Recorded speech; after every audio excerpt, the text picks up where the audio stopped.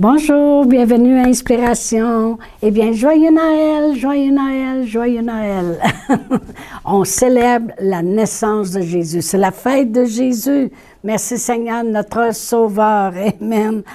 Ah, gloire à Dieu. J'espère que vous êtes en famille et que vous avez du bon temps avec votre famille. Alléluia. Pour fêter la fête de Jésus.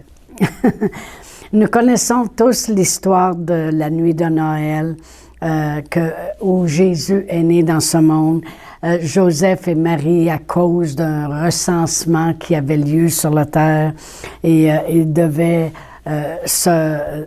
c'était le temps où ils devaient se rendre pour le recensement, puis là, Marie, c'était le temps où elle devait accoucher. Alors, ils sont allés à l'hôtellerie, et il n'y avait pas de place. Et on sait toute l'histoire que Jésus est venu au monde dans une étable. Amen. Comprenons ceci.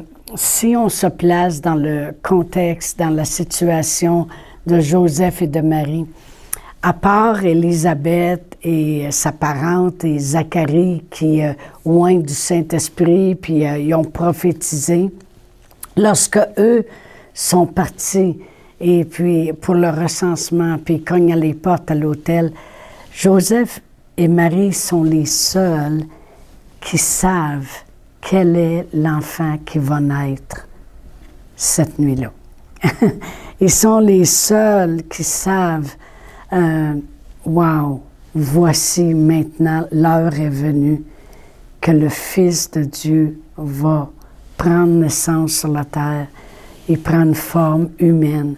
Dieu avec nous. Ils sont les seuls. Pouvez-vous les imaginer dans l'étable?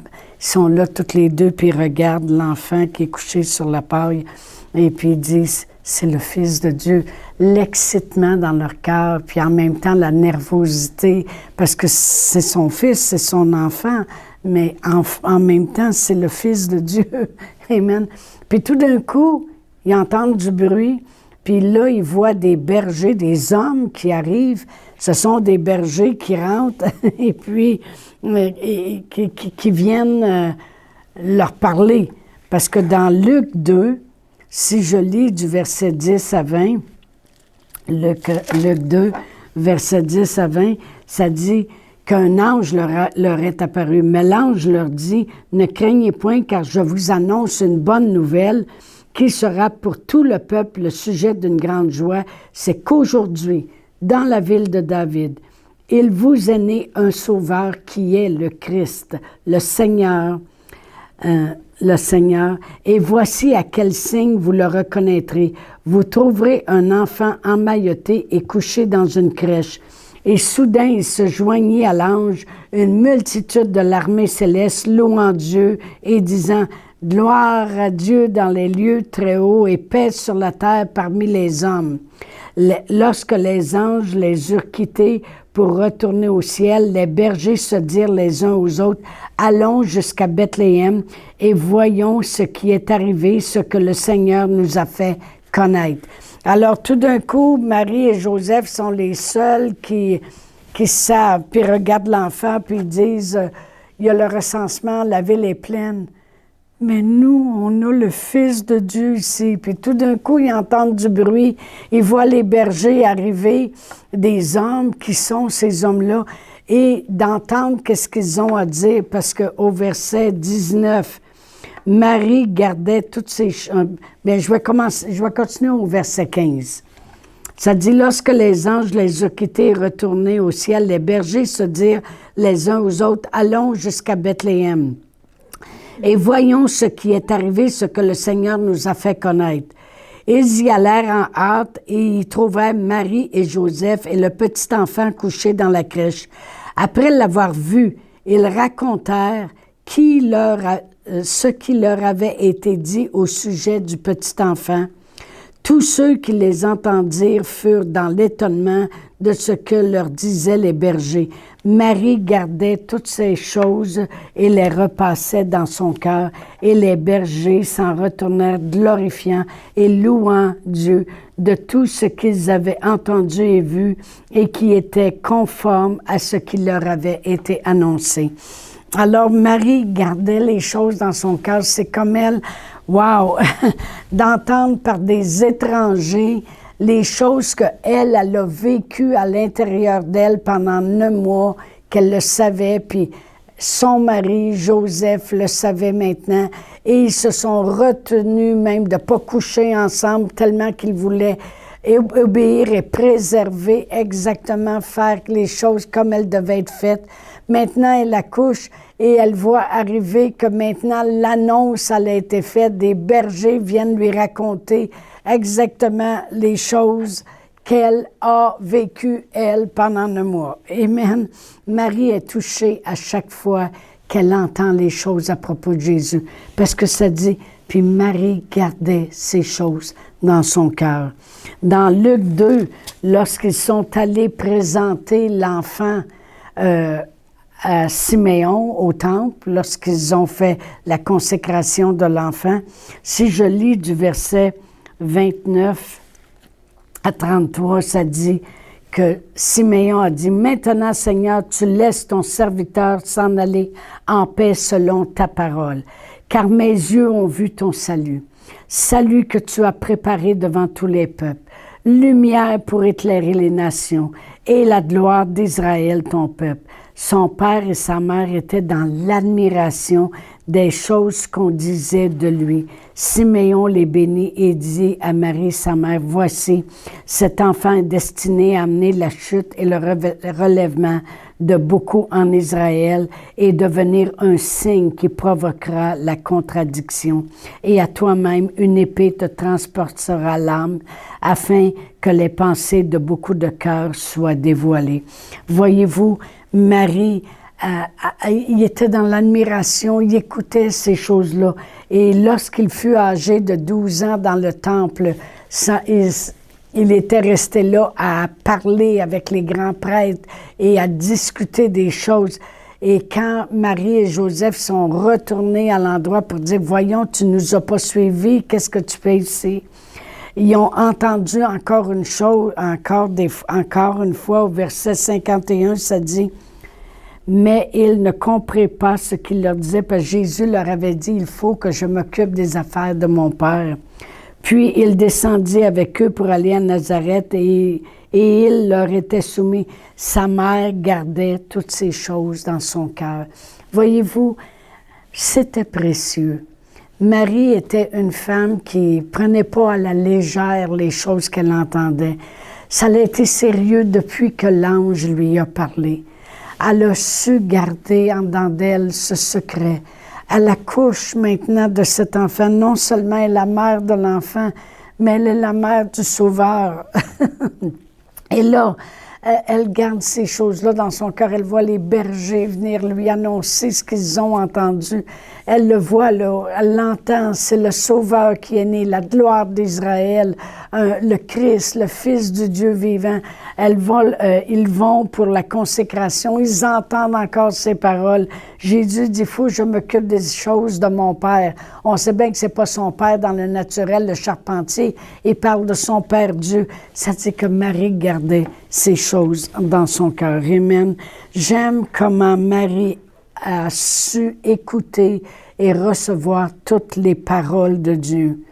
Un jour, il se passe quelque chose de grand et puis on va aller à Jean 4. C'est Jean 1, excusez. Jean 4. Jean 1. Et puis, excusez, c'est vraiment Jean 4. Bon, je crois. Ah là, je suis un petit peu... non, j'ai mal mis mon chiffre ici, c'est Jean 2. Excusez. C'est le premier miracle que Jésus a fait. Et je vais lire du verset 1 à 5. Ça dit, 3 jours après, il y eut des noces à Cana en Galilée. La mère de Jésus était toujours là. Et Jésus fut aussi invité aux noces avec ses disciples. Le vin ayant manqué, la mère de Jésus lui dit, « Ils n'ont plus de vin. » Jésus répondit, « Femme, qu'y a-t-il entre moi et toi? Mon heure n'est pas encore venue. » Sa mère dit au serviteur, « Faites ce qu'il vous dira. » Or, il y avait là 6 vases de pierre, destiné à la purification des Juifs et contenant chacun 2 ou 3 mesures. Jésus leur dit, remplissez d'eau ces vases, et ils les remplissent jusqu'au bord. Puis après ça, il a dit, allez, versez, servez, puis l'eau s'est changée en vin. Mais ce que je veux que l'on voit à propos de Marie ici, c'est que Marie, non, elle a gardé ces choses-là dans son cœur. Ça veut dire qu'elle le savait à quoi son fils était appelé. Elle savait qu'un jour, il devrait manifester les œuvres de Dieu. Elle savait ce qu'il était appelé à faire. Elle savait qui était son Père, le Dieu Tout-Puissant. Elle savait que Jésus était le royaume de Dieu venu sur la terre. Amen. Elle savait d'où il venait, de la puissance du Saint-Esprit qui est venu sur elle. Elle le connaissait, elle le savait, elle le suivait. Et là, cette journée-là, maintenant, elle a dit, c'est le temps de faire connaître qui tu es. OK? J'aime Marie parce que, comme Élisabeth a su élever son fils pour qu'il fasse vraiment le plan de Dieu, annoncer la voix du Seigneur, Marie aussi, elle a suivi son fils. Elle a gardé dans son cœur les paroles et elle l'a amené jusqu'à temps qu'il commence les miracles. Et le meilleur conseil que Marie a pu donner à la race humaine, c'est « Faites ce qu'il vous dira ». Amen. Si on fait ce que notre Seigneur Jésus-Christ nous dit de faire, on n'a pas de problème. C'est là que les miracles se passent. Amen. Et vraiment, au verset 11, ça dit « Tel fut à Cana en Galilée le premier des miracles que fit Jésus. Il manifesta sa gloire et ses disciples crurent en lui. » Après ça, elle a dit « Tu peux y aller ». Elle a relâché son fils, il est parti avec les disciples, il est allé de lieu en lieu, il a fait du bien, la venue du Seigneur Jésus. Amen. Marie nous a donné le seul puis le meilleur conseil, comme je dis, qui existe. Faites ce qu'il vous dira. Fais ce que la parole de Dieu dit, et c'est là que tu vas voir le miracle. Marie savait reconnaître les temps. Amen. Elle savait reconnaître que là, c'est le temps, Jésus, rentre dans ton ministère. Vas-y, fais le miracle. Il dit, qu'y a-t-il entre moi et toi? Elle ne l'a pas écouté. Elle dit, faites ce qu'il vous dira. Amen. Marie a été une mère idéale qui a su garder en son cœur les choses. Elle n'a pas crié ça sur les toits, mais elle a élevé son enfant selon ce qu'elle avait dans son cœur, selon ce qu'elle avait entendu, selon les prophéties qui avaient été faites, jusqu'au jour où il devait rentrer dans son ministère. Amen. Merci Seigneur. Merci Seigneur. Jusqu'au jour où Jésus devait nous amener la vie en abondance. J'ai marqué la naissance de Jésus est l'intervention de la présence de Dieu parmi nous. C'est de même qu'il est intervenu pour amener sa présence parmi nous. La naissance de Jésus est la parole de Dieu faite chair pour nous. La naissance de Jésus est le cadeau du ciel pour l'humanité. Amen. En cette journée de Noël, ce cadeau de Dieu pour Noël a 3 grandes qualités. Une, il est le plus dispendieux, parce qu'il a donné son seul, son Fils unique, et son Fils unique est mort pour nous. C'est le plus dispendieux des cadeaux, parce qu'il a donné sa propre vie. Il a même laissé sa gloire pour venir à nous. C'est le cadeau qui a une durée indéfinie, parce que c'est éternel. Ça commence maintenant, lorsqu'on accepte la venue de Jésus comme notre sauveur personnel. Ça commence maintenant, mais c'est d'une durée éternelle. C'est le cadeau le plus pratique et accessible, parce que tous les jours de notre vie, il est avec nous. Amen. Et quoi que ce soit qu'on puisse faire face, Jésus a dit lui-même, tout ce que vous demanderez par la foi, en mon nom, vous l'obtiendrez, ça s'accomplira. Amen. Les anges ont annoncé au berger une bonne nouvelle. Bien, ce cadeau universel est une bonne nouvelle pour toute la terre entière. Amen. J'ai marqué la raison de Noël est l'amour de Dieu envers nous et la capacité d'avoir une relation personnelle avec Dieu.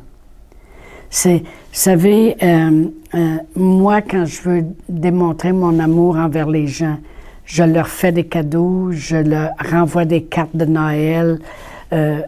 C'est mon cadeau. Amen. Une carte de Noël, je leur fais un cadeau.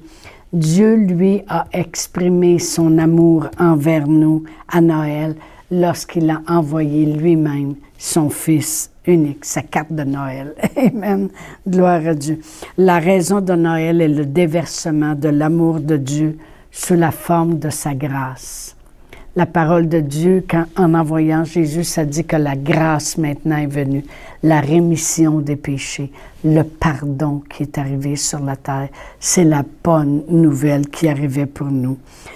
Lorsque l'ange a dit à Marie, « Je te salue, toi, à qui une grâce a été faite, le Seigneur est avec toi. » Mais lorsque nous, on entend la bonne nouvelle de la parole de Dieu et on accepte le Seigneur Jésus dans notre cœur, on accepte cette parole et on accepte le Seigneur Jésus, nous aussi, une grâce est faite et le Seigneur est avec nous.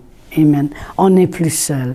Alors vraiment, je veux faire une prière ce matin en cette journée de la fête de Noël, de la naissance de Jésus. Il est venu pour cette raison, parce que c'était l'amour de Dieu déversé pour nous, le pardon des péchés qui arrivait, la guérison du monde. Amen.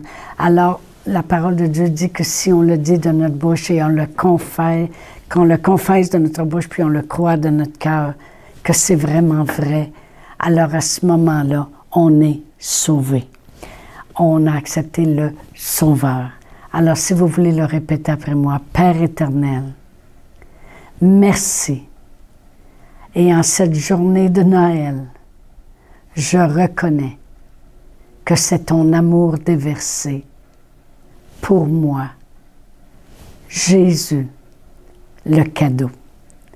Et qu'en croyant à ce que Jésus a accompli sur la terre, qu'il est mort pour moi, qu'il a payé le prix pour moi, je suis sauvé. Et il est en vie aujourd'hui. Merci Seigneur Jésus de vivre et de me faire vivre éternellement. Amen. Alors je vous dis, joyeux Noël, amusez-vous, profitez de un de l'autre, aimez-vous les uns les autres et on se revoit la semaine prochaine. Au revoir. Chantal Paulus est avec vous tous les jours du lundi au vendredi sur Facebook et YouTube. Vous pouvez écrire à Chantal en privé sur Messenger. Si vous avez manqué une capsule, retrouvez-la sur la section vidéo de Facebook ou sur YouTube si vous désirez faire un don par Interac.